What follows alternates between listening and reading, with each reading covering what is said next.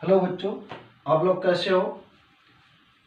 मेरे YouTube channel में आप लोगों का बहुत बहुत फिर से स्वागत है। हमने आप लोगों को बच्चों जो है बैक डे आप लोगों को पढ़ाया था कोलरॉस नियम का उपयोग, जिसमें आपको 2 पॉइंट बताया गया था। तीसरा पॉइंट है आपका दुर्बल विद्युत अपघट्य के वियोजन स्थिरांक की गणना। दुर्बल विद्युत अपघट्य के वियोजन स्थिरांक की गणना कैसे करें। पहले बच्चों हम ये जानते हैं दुर्बल विद्युत अपघट्य किसे कहते हैं। ऐसे पदार्थ जो जल में घुलने पर आंशिक रूप से आयनित होते हैं, जिनका परावैद्युत स्थिरांक बच्चों कम होता है, उन्हें हम कहते हैं दुर्बल विद्युत अपघट्य। दुर्बल विद्युत अपघट्य, राइट, समझ में आया। अब इसमें टॉपिक बच्चों हमें अध्ययन करना है, इसमें वियोजन स्थिरांक की गणना कैसे किया जाता है। दुर्बल विद्युत अपघट्य के वियोजन स्थिरांक की गणना हम कैसे करते हैं, ठीक है ना। तो आइए बच्चों इसमें बताता हूँ। सपोज दैट बच्चों एक मैंने एग्जांपल लिया आपका बच्चों, इसमें जो है ऐसे ए आपका ए या बच्चों आपका पदार्थ लीजिए आप ए बी को बच्चों जो है आयन में तोड़िए, इसमें तोड़िए आप आयन में, तो ये आपका ए प्लस और आपका बी निगेटिव बनाएगा। क्लियर मैटर, ए प्लस और बी निगेटिव बनाएगा, समझ पा रहे हैं। तो इसमें बच्चों सांद्रता इनका रखा जाता है, इनकी सांद्रता वैल्यू रखा जाता है। सांद्रता कैसे रखते हैं बच्चों हमका, तो सबसे पहले बच्चों सांद्रता प्रारंभिक रखा जाएगा। प्रारंभिक सांद्रता और अंतिम सांद्रता। क्लियर। तो इनका बच्चों यदि 1 मोल बच्चों आपका लिया जाए तो वियोजित होने से बच्चों पूर्व इनके बच्चों अणुओं की संख्या आयनों की संख्या क्या हो जाएगा, 0। और अंतिम ये प्रारंभिक सांद्रता हो गया। अंतिम सांद्रता इनको जब वियोजित किया गया तो इनमें से अल्फा मोल आपका क्या हुआ, निकल गया। जब अल्फा मोल निकल गया तो 1 माइनस अल्फा हो गया, और कितना मोल निकला बच्चों, अल्फा मोल वियोजित हो गया। क्लियर। तो इस पर बच्चों आप जो है द्रव्य अनुपाती क्रिया के नियमानुसार आप लगा सकते हैं, राइट। द्रव्य अनुपाती क्रिया के नियमानुसार बच्चों आपका K बराबर हो जाएगा, K बराबर सांद्रता C अल्फा स्क्वायर बटे आपका 1 माइनस अल्फा, राइट। कहने का मतलब किसी दुर्बल विद्युत अपघट्य के वियोजन स्थिरांक की गणना के लिए वियोजन स्थिरांक आपका K बराबर C अल्फा स्क्वायर अपान आपका 1 माइनस अल्फा।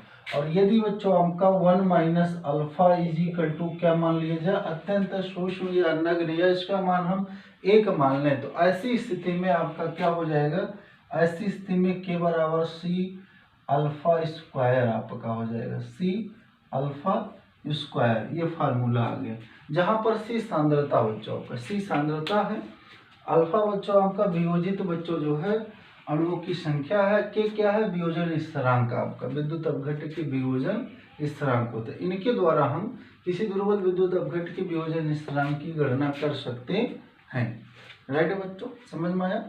ओके बच्चों, सी क्या है, मिलन की सांद्रता बच्चों, विद्युत अपघट्य पदार्थ की सांद्रता, अल्फा वियोजित अणुओं की संख्या, और के आपका क्या हो जाएगा, के वियोजन स्थिरांक आपका हो जाएगा। क्लियर मैटर, समझ में आया। चलो अगला टॉपिक चलता हूँ बच्चों।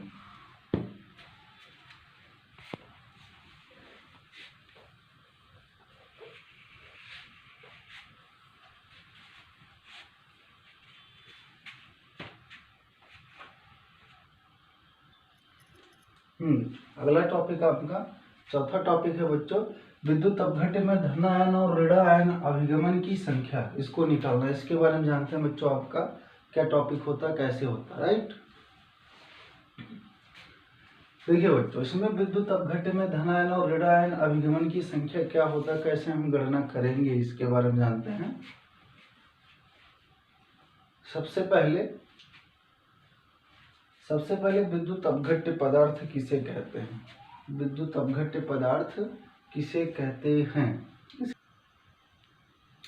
विद्युत अपघट्य में धन आयन और ऋण आयन अभिगमन की संख्या कैसे बच्चों कैलकुलेट करते हैं, इसके बारे में जानते हैं। सबसे पहले बच्चों टॉपिक जानो, किसी विद्युत अपघट्य विलयन में, कोई विद्युत अपघट्य विलयन होगा, उस विद्युत अपघट्य के विलयन का जो बच्चों आयन होगा, उसका जो आयन होगा, उसके कुल धारा के प्रवाह के, उसके कुल धारा के प्रवाह के प्रभाज्य के, कुल धारा के प्रवाह बच्चों आपका कुल धारा का जो प्रवाह होगा उसका प्रभाज्य होता है, राइट। फिर से किसी विद्युत अपघट्ट के विलयन में जो आयन होते हैं, आयन के कुल धारा का प्रवाह, उसका प्रभाज जो आपका होता है, राइट। कहने का मतलब ये हो गया आयन प्रोपोर्शनल टू आपका प्रभाज, राइट। समझ पाए ना। तो टॉपिक आपका क्या हो जाएगा, यहाँ पर लिखेंगे बच्चों आपका अभिगमन करना है, तो बच्चों अभिगमन को किससे लिखेंगे, टी से। ट्रांसफर आपका स्थानांतरण, राइट। किसका स्थानांतरण बच्चों आपका, ऐसे बच्चों आपका टी है तो टी बच्चों आपका आयन का, टी आयन का बराबर आपका इजिकल टू हो जाएगा टॉपिक में आपका एक आयन द्वारा धारा प्रवाह, ऐसे लिखेंगे एक आयन द्वारा धारा प्रवाह, राइट। अपान करेंगे बच्चों आपका उपस्थित, यहाँ फिर लिखेंगे उपस्थित आयनों का कुल धारा प्रवाह,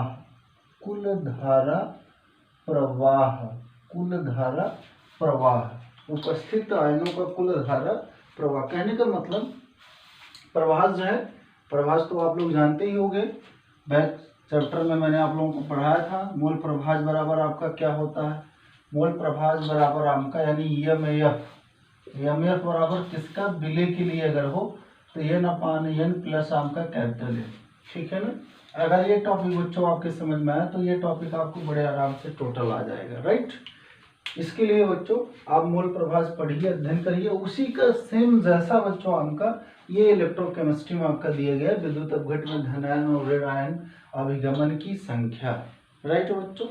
इसको हम क्या लिख सकते हैं बच्चों, देखो t ion transfer ion is equal to आपका एक आयन द्वारा धारा प्रवाह, एक आयन जो होगा उस विद्युत अपघट्ट में और बटे उपस्थित आयनों का कुल धारा प्रवाह, मतलब उसमें जितने भी आपके धारा होंगे उनका कुल धारा प्रवाह लिख दो तो आपका ट्रांसफर आयन वो होता है, यानी अभिगमन की संख्या, विद्युत अपघट्ट में अभिगमन की संख्या।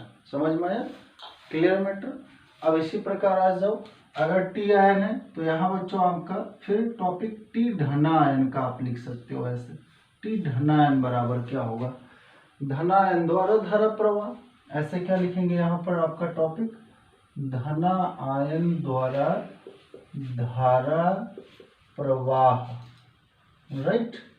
ऐसे धना आयन द्वारा धारा प्रवाह बटे करेंगे धना आयन और ऋण आयन, धना आयन और ऋण आयन द्वारा धारा प्रवाह, राइट।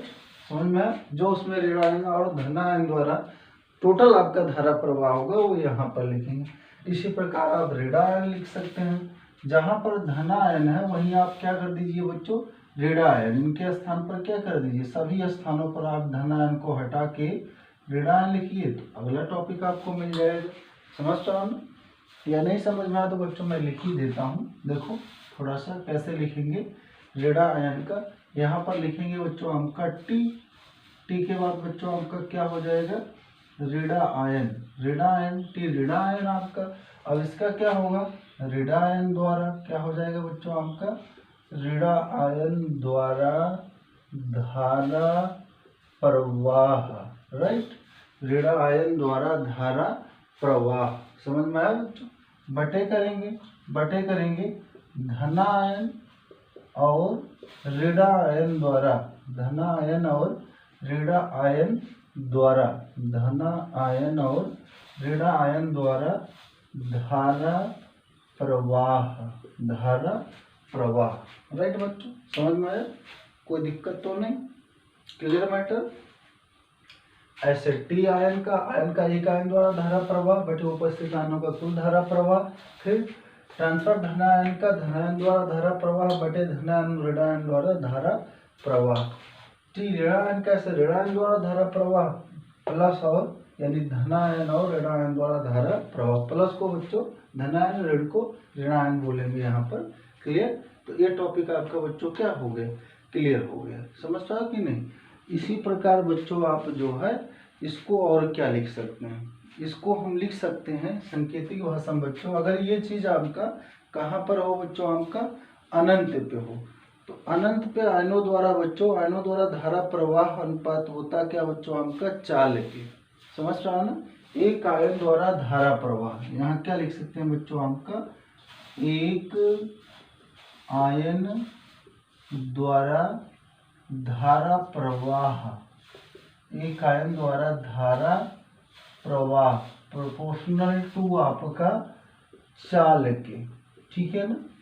ऐसे बच्चों आपका एक आयन द्वारा धारा प्रवाह आपका समानुपाती किसके हो जाएगा, चाल के। क्लियर। अगर ये चाल हो जाएगा आपका, तो चाल को बच्चों हम यू से लिखते हैं, ठीक है ना, यानी स्पीड आपका होता है, तो इनको हम कह सकते हैं बच्चों, आपका कहने का मतलब आयनिक गतिशीलता, जो आयनिक मोबिलिटी होगी, आयनिक गतिशीलता प्रोपोर्शनल टू आपका यू। Clear matter. ऐसी स्थिति में आप क्या लिख सकते हो, ऐसी स्थिति में फिर आपका फार्मूला बनेगा टी धनायन, टी आपका धनायन बराबर आपका हो जाएगा यू, यू आपका स्पीड चाल बच्चों आपका, ठीक है ना, यू आपका धनायन, यू धनायन बटे आपका क्या हो जाएगा, यू ऋणायन और धनायन, यहाँ पर हो जाएगा यू धनायन प्लस आपका यू बच्चों आपका ऋणा आयन। Clear matter. कहने का मतलब टी धनायन बराबर यू धनायन बटे you धनायन plus you Rina ion आपका हो जाएगा। Clear matter. समझ पाए बच्चों, कोई दिक्कत नहीं। अगर यही चीज अनंत पे हो तब क्या हो जाएगा, अगर ये अनंत पे हो तो उसी को हम क्या कर देंगे बच्चों, अनंत का चिन्ह दिखा देंगे, राइट। समझ पाओ कि नहीं, तब क्या दिखा देंगे, अनंत पर। अगर अनंत हो तो यहीं पर बच्चों हम क्या कर देंगे, अनंत दिखा देंगे। अनंत पर बच्चों आपका ट्रांसफर धनायन क्या हो जाएगा, तो यहाँ पर ऐसे दिखा देंगे। Clear matter. ऐसे कर देंगे, ऐसे टॉपिक हो गया, ये अनंत पर हो गया। समझ पाओ बच्चों, क्लियर मैटर। या इसको लिख सकते हैं, या इसको लिखा जा सकता है बच्चों लेमडा अनंत पर धनायन बराबर, ऐसे बच्चों लेमडा अनंत धना आयन बराबर, धना आयन बराबर आपका हो जाएगा यू अनंत बच्चों आपका धना आयन गुणे फैराडे। ये सभी बच्चों आपके फार्मूले हैं, आपको याद करना पड़ेगा, राइट। या इसको फिर लिखा जा सकता है, आपका अगला टॉपिक हो जाएगा, अगला फार्मूला आपका क्या हो जाएगा,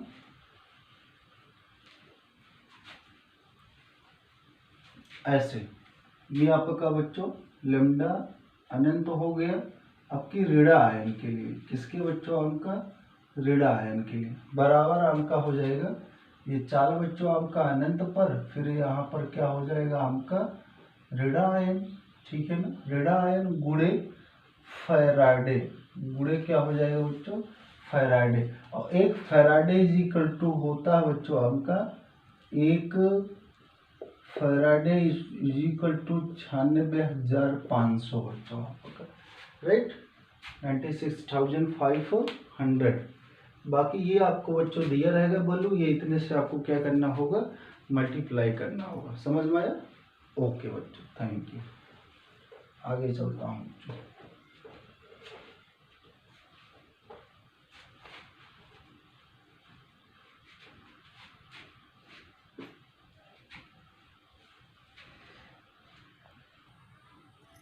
हेलो बच्चों, देखो अगला बच्चों कोलरास नियम का उपयोग हो गया है। अब उनके उपयोगों के द्वारा जो भी बच्चों आपका टॉपिक बताया गया, धनायन ऋणायन, ठीक है ना, इन सब की तुल्यांकी चालकता, मोलर चालकता बच्चों तंत्र पर हम ज्ञात करेंगे, ठीक है ना। तो ऐसे बच्चों एक एग्जाम्पल आप लोगों को आज समझाता हूँ, अगर ये आ जाए तो इस टाइप का जितना सवाल है बच्चों आप सारा सवाल लगा लीजिएगा। Clear matter. तो सवाल क्या है, देखिए बच्चों, निम्न आंकड़ों की सहायता से, निम्न आंकड़ों की सहायता से अनंत तनुता पर कैल्शियम क्लोराइड यानी CaCl2 तथा MgSO4 की आणविक चालकता ज्ञात कीजिए। आणविक चालकता को बच्चों मोलर चालकता भी कहते हैं। Clear matter. जिसमें आपका मोलर चालकता C double positive 119 mu centimetre square mole inverse है, और मोलर चालकता सीगल negative 76.3 mu centimetre square mole inverse है। बच्चों सभी का मात्रक एक ही होगा, mu centimetre square mole inverse, इसलिए मैंने एक ही बार लिखा। Clear matter. आइए अब इनकी बच्चों आणविक चालकता निकालते हैं। कैसे निकालेंगे? कोलराउश के नियमानुसार इनकी आणविक चालकता कैसे ज्ञान करेंगे बच्चों? कोलराउश के नियमानुसार, कोलराउश के नियमानुसार। क्लियर। अब कोलराउश के नियमानुसार पहला क्या है? CaCl2 है, ठीक है ना। अगर CaCl2 तो हमें निकालना क्या बच्चों? आपका लेमडा अनंत पर CaCl2 के क्या निकालना? मोलर चालकता। क्या निकालना बच्चों? मोलर चालकता। ये देखो हो गया फार्मूला, धनायन और ऋण आयनों का योग। ये फार्मूला होता है जो कि आपको पहले ही बता दिया गया। क्लियर। टॉपिक में हमेशा याद रखना बच्चों, धनायन ऋण आयनों का योग जो होता है वो कोलराउश का नियम होता है। Clear matter. तो इनमें क्या करेंगे? कोलराउश के नियम में पहले क्या दिया गया? इसमें CaCl2 दिया गया, तो Ca डबल पॉजिटिव बच्चों आपका, इसको लिख क्या सकते हो? आ जाओ सूत्र लिख के बताता हूँ। लेमडा अनंत बच्चों आपका यम Ca double positive. Correct. Plus करो, प्लस करने के बाद फिर आपका लेमडा अनंत बच्चों आपका 2 दिया गया है, तो आगे 2 से मल्टीप्लाई करो, मल्टीप्लाई करने के बाद फिर लेमडा अनंत लिखो, फिर यम लिखो, फिर Cl नेगेटिव। Clear matter. ऐसे आपका आंसर आ जाएगा। चलिए बच्चों, Ca डबल पॉजिटिव का बच्चों वैल्यू कितना दिया गया? 119 है ना बच्चों। प्लस कीजिए 2 मल्टीप्लाई बच्चों, 2 मल्टीप्लाई Cl नेगेटिव का कितना है? 76.3 बच्चों आपका 76.3। राइट। समझ में आया बच्चों। अब इसको क्या कीजिए? आप हल कीजिए बच्चों। हल करने के बाद आपका टॉपिक बच्चों जो है आ जाएगा आंसर 119 प्लस 2 3 6 2 6 12 2 से 14 1 15, एक अंक के बाद दशमलव लगा दिए। फिर से देखिए 2 3 6 आपका 2 6 12 आपका 2 2 7 14 1 15। क्लियर। अब इसको जोड़ दीजिए बच्चों। जोड़ने के बाद क्या आएगा बच्चों? अगर इसको हम ऐड करेंगे बच्चों आपका, तो दशमलव आपका 6 हो जाएगा। क्लियर। और इसके बाद 9 2 11 11 हो गया। क्लियर। 5 1 6 1 7 आपका हो जाएगा। Clear matter. ठीक है ना। और उसके बाद एक एक आपका 2 आपका, यानी 271.6 आपका। राइट बच्चों। ये आपका आ गया बच्चों लेमडा यम अनंत पर CaCl2 की मोलर चालकता। मात्रक क्या होगा बच्चों? मात्रक इसका अवश्य लिखेंगे, म्यू सेंटीमीटर स्क्वायर, इसके बाद आपका मोल इनवर्स। एक आंसर आ गया। क्लियर। चलो, अगर ये समझ में आया बच्चों, तो इसी प्रकार देखो मैं MgSO4 का भी निकालना है ना। निकाल सकते हैं कि नहीं बच्चों? निकाल सकते हैं ना। ओके। आइए बच्चों देखो, इसको क्या करेंगे? इतना समझ में आ गया। ठीक है, इसको रिजल्ट कर देता हूँ बच्चों।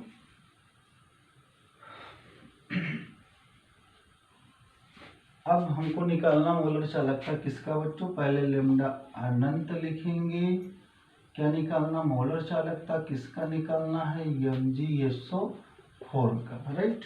तो अब इसका मात्र सूत्र क्या हो जाएगा? लेमडा अनंत पर बच्चों आपका यम आपका Mg double positive. Clear matter. Plus करिए, प्लस करने के बाद फिर लेमडा अनंत पर बच्चों आपका लेमडा अनंत पर मोलर चालकता किसका बच्चों? SO4 डबल नेगेटिव का। राइट बच्चों, समझ में आया कि नहीं? Clear matter. अब देखो इसको हल करेंगे बच्चों, आपका क्या टॉपिक हो जाएगा?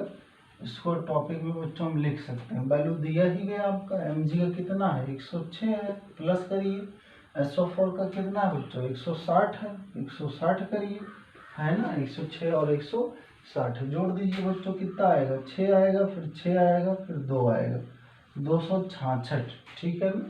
266 आपका मात्रक क्या हो जाएगा बच्चों? म्यू सेंटीमीटर स्क्वायर, इसके बाद बच्चों आपका मोल इनवर्स। आंसर आ गया। समझ में आया बच्चों? कोई दिक्कत तो नहीं समझ रहे हो? इस टाइप का सवाल जो है लगा सकते हो। ओके बच्चों, थैंक यू।